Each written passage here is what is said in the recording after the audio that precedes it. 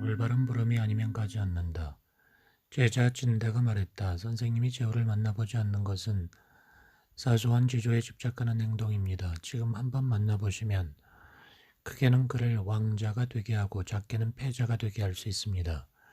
한자를 굽혀서 한 길을 바르게 편다고 했으니 해볼 만하지 않습니까? 맹자왈. 옛날 제나라 경공이 사냥을 할 때 사냥터를 관리하는 자를 새 깃털 장식이 달린 깃발을 사용해서 불렀는데 그가 오지 않자 죽이려 한 일이 있다. 공자는 이 사람을 칭찬하였다. 뜻있는 선비는 죽어서 도랑과 골짜기에 버려질 수 있음을 잊지 않고 용기 있는 선비는 전쟁터에서 자기 머리가 베어질 수 있음을 잊지 않는다고 했다.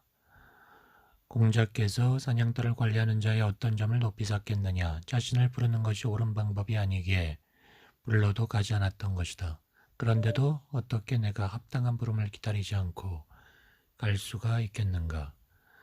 한자를 굽혀서 한 개를 바르게 편다는 것은 이익을 가지고 말한 것이다. 이익만을 가지고 따질 경우 8자를 굽혀서 한자를 펴는 것도 이익이 된다면 해도 된다는 것이냐? 옛날에 진나라 경인 조간자가 마차를 잘 모는 왕량에게 그의 종신인 애와 함께 수레를 타고 사냥을 하게 했는데 애는 종일 새 한 마리도 잡지 못했다. 애가 돌아와서 말했다. 전하의 형편없는 말머리꾼입니다. 어떤 사람이 그 말을 왕량에게 일렀다. 그러자 왕량은 말했다. 다시 한번 해보겠습니다. 그리고는 강요하다시피 청에서 해의 승낙을 얻고 함께 사냥을 나섰는데 하루아침 사이에 10마리 새를 잡았다. 해가 돌아와서 천하의 훌륭한 말머리꾼입니다라고 보고했다. 그러자 조간자가 내 그에게 너와 함께 수레를 타는 일을 맡기겠다 하고는 왕량에게 그렇게 분부했다. 그런데 왕량은 그 분부에 응하지 않으면서 다음과 같이 말했다. 제가 그를 위해 말모는 것을 법도대로 했더니 새 한 마리도 잡지 못했고 그를 위해 법도에 어긋나게 했더니 하루아침에 10마리 잡았습니다. 지경에 말 달리는 법도를 잃지 않으니 화를 쏘매 깨뜨리는 것처럼 명중한다는 말이 있습니다. 저는 소인과 함께 수레를 타는데 익숙하지 않으니 사양하겠습니다. 라고 했다. 말머리꾼조차도 법도를 무시하고 활 쏘는 사람과 영합하는 것을 수치스럽게 생각하기 때문에 법도를 무시하고 활 쏘는 사람과 영합하면 산더미처럼 많은 짐승을 잡는다고 하더라도 그렇게 하지 않는다. 그런데 어떻게 내가 돌을 굽혀서 제후를 따를 수 있겠느냐? 너는 잘못 생각하고 있다. 자기 지조를 굽힌 자가 남을 바르게 한 경우는 없었다. 진정한 대장부 종행과의 인물인 경준이 말했다. 공소년과 장인은 어찌 진정한 대장부가 아니겠습니까? 그들이 한번 성을 내면 제후들이 두려워하고 가만히 있으면 천하가 조용합니다. 맹자왈.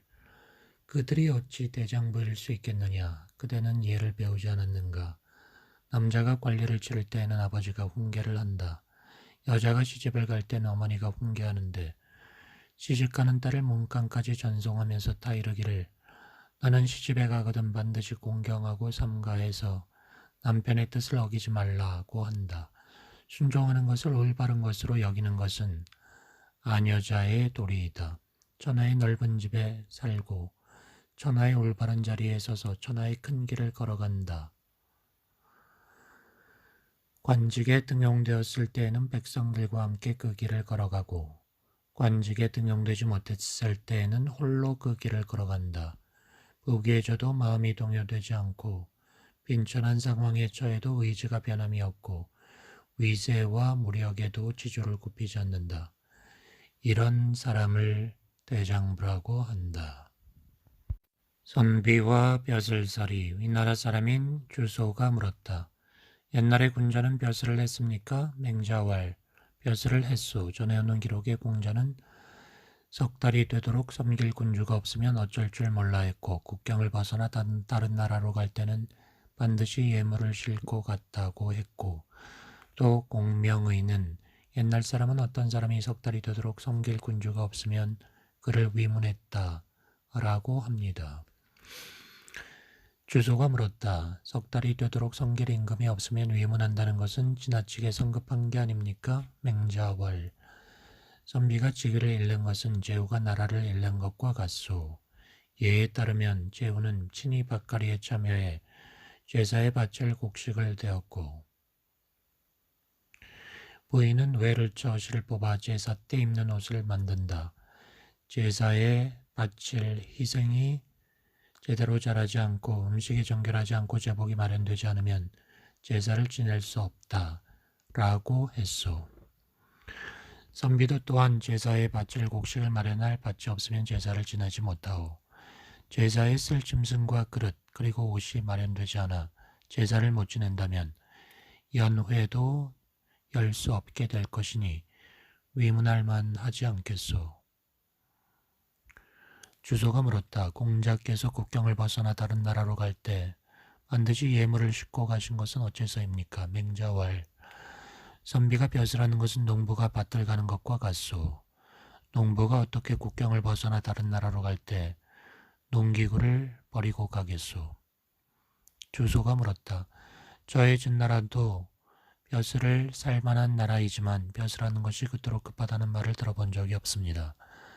벼슬하는 것이 그처럼 급한 일이라면 군자가 쉽게 벼슬길에 나아가지 않는 것은 어째서입니까? 맹자왈.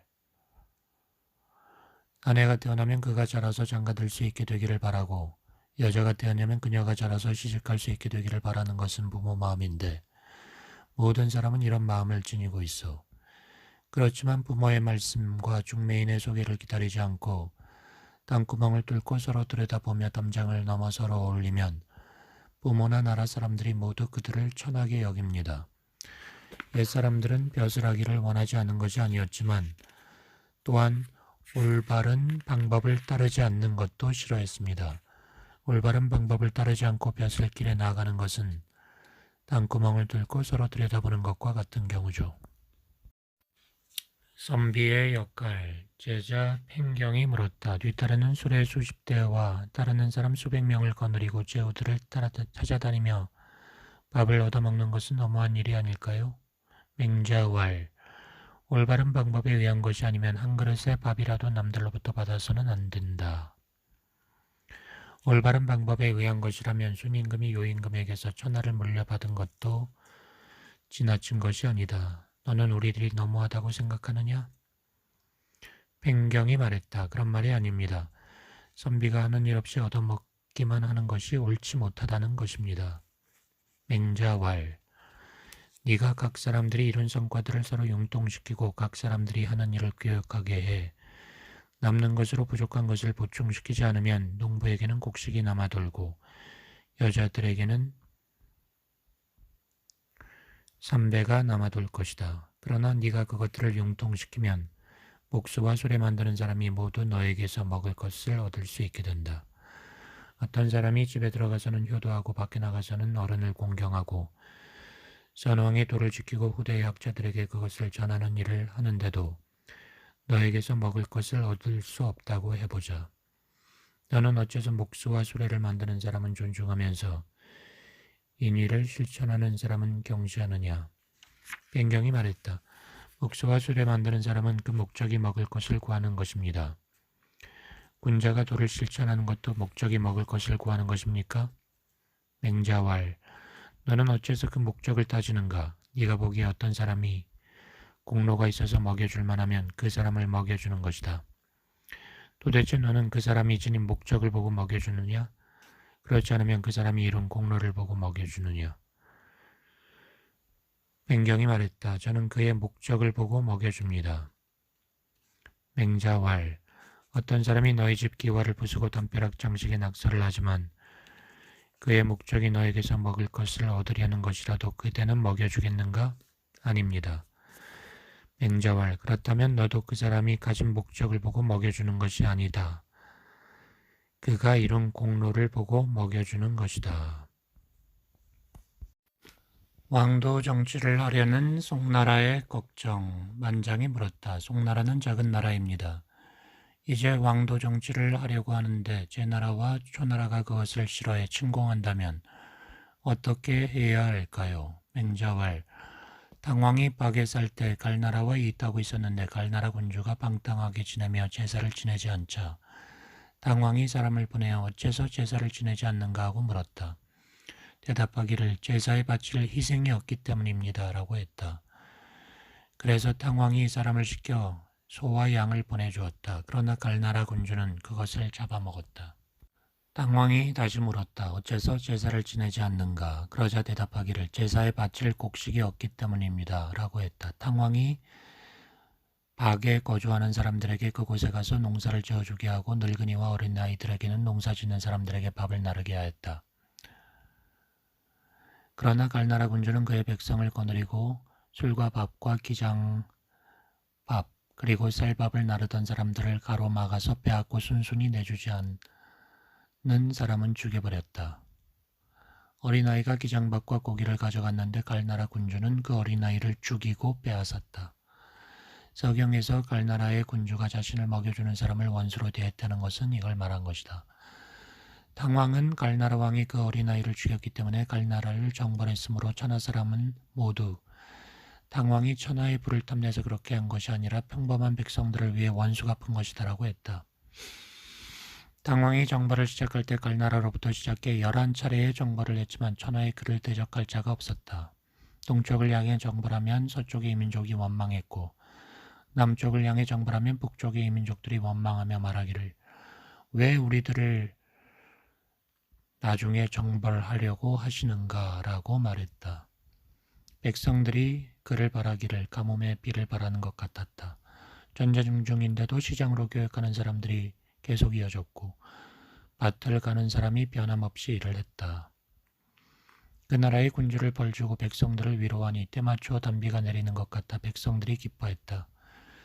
그래서 서경에서는 우리의 임금을 기다리노라 임금께서 오시면 형벌은 없어지리라 했다. 또 주나라에 복종하기를 거절하는 나라가 있어 무왕께서 동쪽으로 정벌하고 그곳 백성들을 편안하게 하자 그들은 흙과 황의 비단을 광주리에 담아 와서 주나라의 왕을 섬겨 큰 복을 받고 큰 나라인 주의 신하로 복종하겠다고 했다고 한다. 당시 그쪽의 관리들은 흑색과 황색의 비단을 광주리에 채워 이쪽의 관리들을 환영했고 그쪽의 백성들은 대그릇에 밥을 담고 병에 마실 것을 담아가지고 가서 이쪽의 백성들을 환영했다는 것이다. 그것은 그 백성들을 물과 불의 구덩텅이에서 건져내고 그들에게 잔악하게 굴던 자를 처벌했을 뿐이기 때문이다. 태서에서 우리의 위세를 떨쳐 은나라 영토를 치고 백성들에게 잔악하게 군 자를 잡아 죽이고 벌주는 공이 크게 베풀어지니 그 공적이 탕왕보다 위대하다라고 했다. 왕도 정치를 실현하지 않아 그렇지 만일 왕도 정치를 실현하기만 하면 전하의 백성들이 다 머리를 들고 그가 오기를 바라고 군주로 삼고자 할 것이다. 제나라와 초나라가 강하다 해도 무슨 두려워할 것이 있겠는가. 대불승에게 준 가르침. 맹자가 송나라 관리인 대불승에게 말했다. 그대는 그대의 왕이 선하게 되길 바라는가? 내 그대에게 분명하게 알려주마. 초나라의 대부가 자기 아들이 제나라 말을 하기를 바란다면 자기 아들을 제나라 사람에게 가르치게 하겠는가? 초나라 사람에게 가르치게 하겠는가? 제나라 사람에게 가르치도록 할 것입니다. 맹자왈. 한 명의 제나라 사람이 그를 가르치는데 옆에서 여러 명의 초나라 사람이 떠들어댄다면 비록 날마다 회초리로 데려가며 제나라 말을 배우도록 요구해도 불가능할 것이다. 그런데 그를 데리고 가서 제나라 수도의 번화한 장악거리에서 몇 년 동안 지나게 한다면 비록 날마다 회초리로 데려가며 초나라 말을 하기를 요구해도 역시 불가능할 것이다. 그대는 송나라의 현자인 설거주가 선한 선비라고 해서 그를 왕궁에서 지내게 하였다. 왕궁에 있는 자가 어른이든 아이이든 지위가 낮은 사람이든 높은 사람이든 모두가 설거주 같은 사람이라면 왕이 누구와 함께 악한 일을 하겠는가? 또 왕궁에 있는 자가 어른이든 아이든 누구든 모두가 설거주와 같은 사람이 아니라면 왕이 누구와 함께 선한 일을 하겠는가? 설거주 혼자서 송나라 왕을 어떻게 하겠는가? 맹자가 제후를 만나지 않는 이유. 공손주가 물었다. 제후를 만나보지 않으시는 것은 어떤 이유 때문입니까? 맹자왈. 옛날에는 신하가 되지 않으면 군주를 만나보지 않았다. 당간목은 담장을 넘어 군주를 피했고 선류는 문을 닫아 걸고 군주를 들이지 않았는데 이거는 극단적인 경우이다. 제후가 간절히 만나보려고 한다면 만나도 된다. 양화는 공자가 자기를 만나보러 오게 하고 싶었지만 예를 갖추지 않았다는 비난을 듣기는 싫었다. 당시에는 대부가 선비에게 선물을 보낼 경우 선비가 자기 집에서 직접 그것을 받지 못했으면 대부의 집문에 가서 절을 하는 것이 예의였다. 그래서 양화는 공자께서 외출하고 없는 틈을 보아 공자에게 삶은 돼지를 선물로 보냈다. 공자께서도 또한 양화가 외출하고 없는 틈을 엿보고 그의 집 문에 가서 절을 하였다. 당시에 양화가 그렇게 하지 않고 먼저 직접 찾아뵈었다면 공자께서도 그를 만났을 것이다. 증자는 말했다. 어깨를 치켜 올려 아첨하며 웃는 것은 여름날에 밭일을 하는 것보다 힘들다. 자로는 말했다. 서로 뜻이 맞지 않는데도 억지로 함께 이야기 나누어야 하는 사람을 보면 그 얼굴색이 붉어져 있는데 이런 짓은 내가 할 수가 없다. 이들의 말에 비추어 본다면 군자들이 어떻게 자기를 수양하는지를 알 수 있을 것이다. 옳지 못한 일은 바로 고쳐야 한다. 송나라 대부인 대영지가 말했다. 수확량의 10분의 1을 세금으로 거두는 세법을 실시하고 국경의 관문과 시장에서 세금을 거두는 것을 폐지하는 것은 금년에는 불가능합니다. 일단 세액을 경감하고 내년까지 기다린 후에 폐지했으면 하는데 어떻게 생각하십니까? 맹자왈. 날마다 이웃집에 닭을 훔치는 사람이 있는데 어떤 사람이 그 자에게 이런 짓은 군자의 도리가 아니다라고 일러주자 그 사람은 훔치는 숫자를 줄여 한 달에 한 마리씩만 훔치다가 내년까지 기다린 후에 그만두겠다고 했다고 합시다. 옳지 못하다는 것을 안다면 빨리 그만두어야지. 어째서 내년까지 기다린단 말입니까? 맹자가 논쟁을 하는 이유, 공도자가 물었다. 밖의 사람들은 모두 선생님께서 논쟁하길 즐긴다고 하는데 사실은 어떠하신지요? 맹자왈.